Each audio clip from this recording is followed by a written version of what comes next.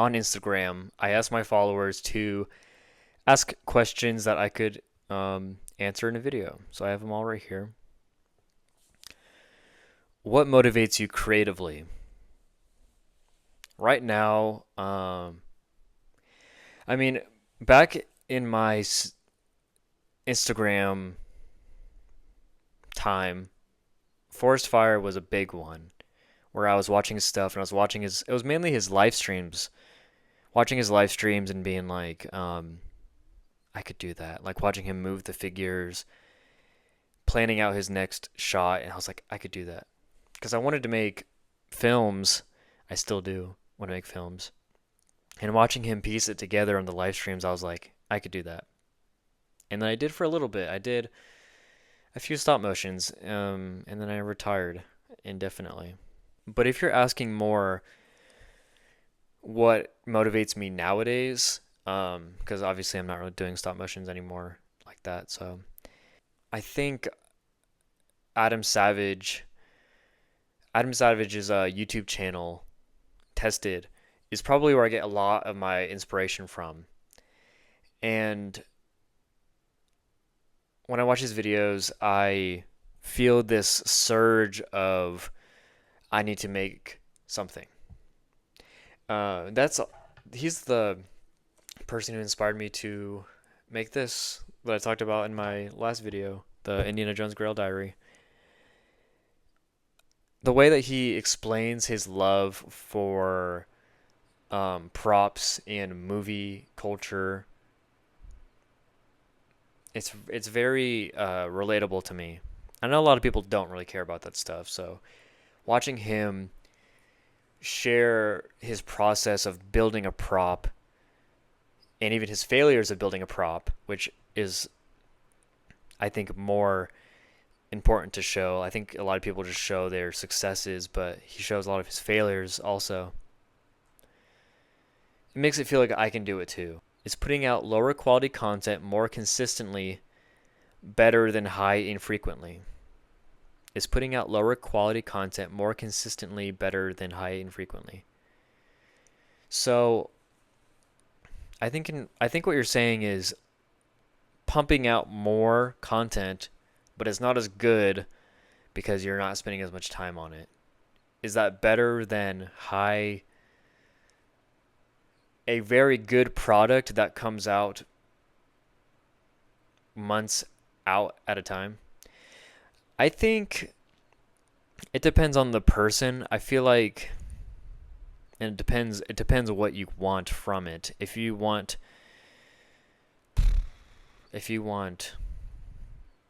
people to be invested in you, I feel like more consistently, even though it's not great content, more consistently people get to see different things about you and different skills that you share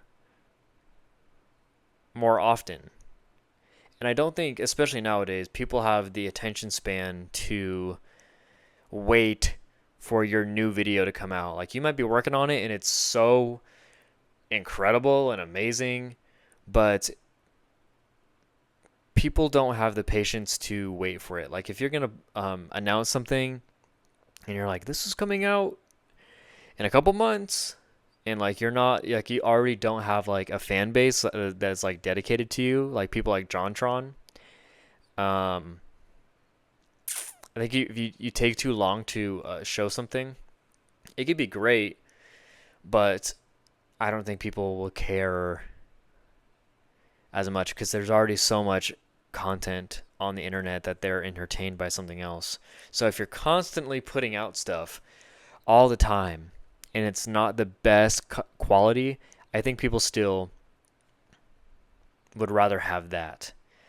Like for example, I have a couple YouTube channels that it's not the best edited videos ever, but I know that it's coming out like pretty much every day. And some videos aren't great, some are, and I think, excuse me, jeez, I think that is more dependable for an audience. It could be lower, slightly lower quality, um, but I think being consistent is better. Which is more fun to do creatively, stop motion or Photoshop, and why? Um, I think you might already know my answer, kind of how I've answered my other question. Um, it's Photoshop. I mean, uh, stop motion was really fun, and I think what is fun is to see the final result. I don't think it's as fun to do it, you know? I don't think I don't think it's worth it as much to me because I just have a job that like requires physical labor and I don't want to sit and be in a dark room. That's where like you do stop motion in a dark room and like it not work for most of it. Like most of stop motion for me at least is it's not working. Like there's a flicker that's happening and it's just frustrating. And with Photoshop, um, you can make them faster. At least for me, I mean, I don't need it to be amazing. So I can make it uh, quicker than I can put out a stop motion, a lot quicker. And that's why I stopped stop motion is because it just takes too long and too much patience is required from me, and I don't have the patience or the time to do it right now. So, photoshopping stuff together, I think, is more fulfilling to me. Top five favorite films. I was thinking about this before I was recording. Prisoners, Return of the King, um, Revenge of the Sith, and I want my last two to be kind of different. I don't really want to just be like Spider-Man 2, but like even though it's a great movie also. Um, Logan. I recently watched Logan again, and it is a incredible movie. Who's your favorite Batman actor, voice actor? Um, this is gonna be super shocking, but I really like Val Kilmer's Batman. He's not my favorite, but man, he is underrated. He's super underrated.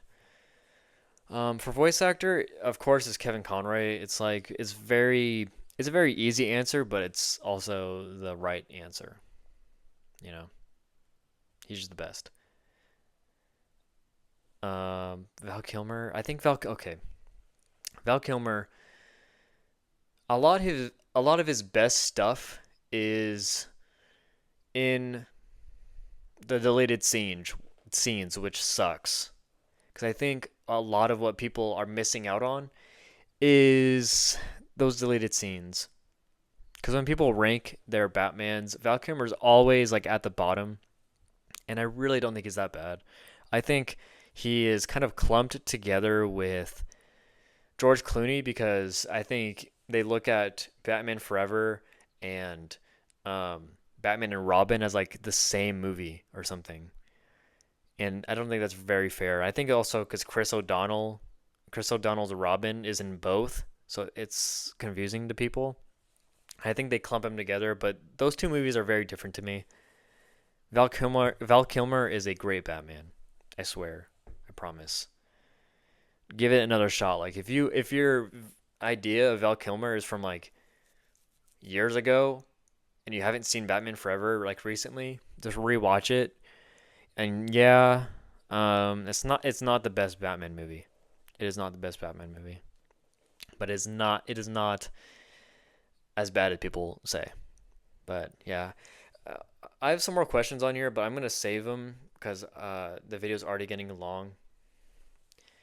But yeah, I appreciate people asking questions because I want to make videos, but I don't know what to have it about.